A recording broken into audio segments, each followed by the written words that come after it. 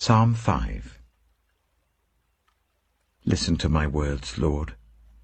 Consider my lament. Hear my cry for help, my King and my God. For to you I pray. In the morning, Lord, you hear my voice. In the morning I lay my requests before you and wait expectantly. For you are not a God who is pleased with wickedness. With you evil people are not welcome. The arrogant cannot stand in your presence. You hate all who do wrong. You destroy those who tell lies. The bloodthirsty and deceitful you, Lord, detest. But I, by your great love, can come into your house. In reverence I bow down toward your holy temple. Lead me, Lord, in your righteousness because of my enemies. Make your way straight before me. Not a word from their mouth can be trusted. Their heart is filled with malice. Their throat is an open grave. With their tongues they tell lies. Declare them guilty, O God. Let their intrigues be their downfall. Banish them for their many sins, for they have rebelled against you. But let all who take refuge in you be glad. Let them ever sing for joy. Spread your protection over them, that those who love your name may rejoice in you. Surely, Lord, you bless the righteous. You surround them with your favor, as with a shield. Proverbs chapter 5. My son, pay attention to my wisdom. Turn your ear to my words of insight, that you may maintain discretion, and your lips may preserve knowledge. For the lips of the adulterous woman drip honey, and her speech is smoother than oil. But in the end she is bitter as gall, sharp as a double-edged sword. Her feet go down to death, her steps lead straight to the grave. She gives no thought to the way of life, her paths wander aimlessly, but she does not know it. Now then, my sons, listen to me. Do not turn aside from what I say. Keep to a path far from her. Do not go near the door of her house, lest you lose your honor to others and your dignity to one who is cruel, lest strangers feast on your wealth and your toil enrich the house of another. At the end of your life you will groan when your flesh and body are spent. You will say, "How I hated discipline, how my heart spurned correction. I would not obey my teachers or turn my ear to my instructors, and I was soon in serious trouble in the assembly of God's people." Drink water from your own cistern, running water from your own well. Should your springs overflow in the streets, your streams of water in the public squares? Let them be yours alone, never to be shared with strangers. May your fountain be blessed, and may you rejoice in the wife of your youth. A loving doe, a graceful deer, may her breasts satisfy you always. May you ever be intoxicated with her love.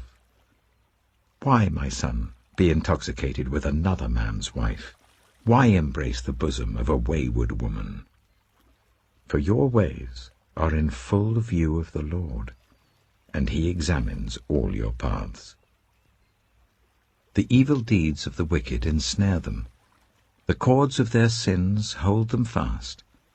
For lack of discipline they will die, led astray by their own great folly.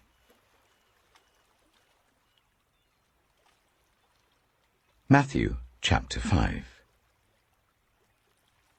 Now when Jesus saw the crowds, he went up on a mountainside and sat down. His disciples came to him, and he began to teach them. He said, "Blessed are the poor in spirit, for theirs is the kingdom of heaven. Blessed are those who mourn, for they will be comforted. Blessed are the meek, for they will inherit the earth. Blessed are those who hunger and thirst for righteousness, for they will be filled. Blessed are the merciful, for they will be shown mercy. Blessed are the pure in heart, for they will see God. Blessed are the peacemakers, for they will be called children of God. Blessed are those who are persecuted because of righteousness, for theirs is the kingdom of heaven. Blessed are you when people insult you, persecute you, and falsely say all kinds of evil against you because of me. Rejoice and be glad, because great is your reward in heaven, for in the same way they persecuted the prophets who were before you. You are the salt of the earth. But if the salt loses its saltiness, how can it be made salty again? It is no longer good for anything except to be thrown out and trampled underfoot. You are the light of the world. A town built on a hill cannot be hidden. Neither do people light a lamp and put it under a bowl. Instead, they put it on its stand, and it gives light to everyone in the house. In the same way, let your light shine before others, that they may see your good deeds and glorify your Father in heaven. Do not think that I have come to abolish the law or the prophets. I have not come to abolish them, but to fulfill them.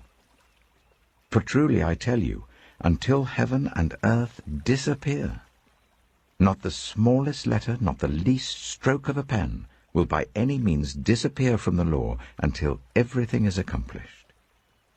Therefore, anyone who sets aside one of the least of these commands and teaches others accordingly will be called least in the kingdom of heaven. But whoever practices and teaches these commands will be called great in the kingdom of heaven. For I tell you that unless your righteousness surpasses that of the Pharisees and the teachers of the law, you will certainly not enter the kingdom of heaven. You have heard that it was said to the people long ago, "You shall not murder, and anyone who murders will be subject to judgment." But I tell you that anyone who is angry with a brother or sister will be subject to judgment. Again, anyone who says to a brother or sister, "Raka," is answerable to the court, and anyone who says, "You fool," will be in danger of the fire of hell. Therefore, if you are offering your gift at the altar and there remember that your brother or sister has something against you, leave your gift there in front of the altar. First, go and be reconciled to them. Then come and offer your gift.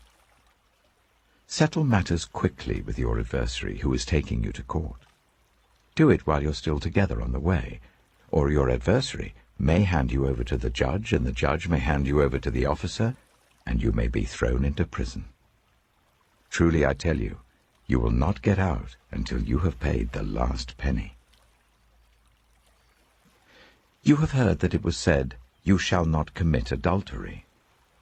But I tell you that anyone who looks at a woman lustfully has already committed adultery with her in his heart.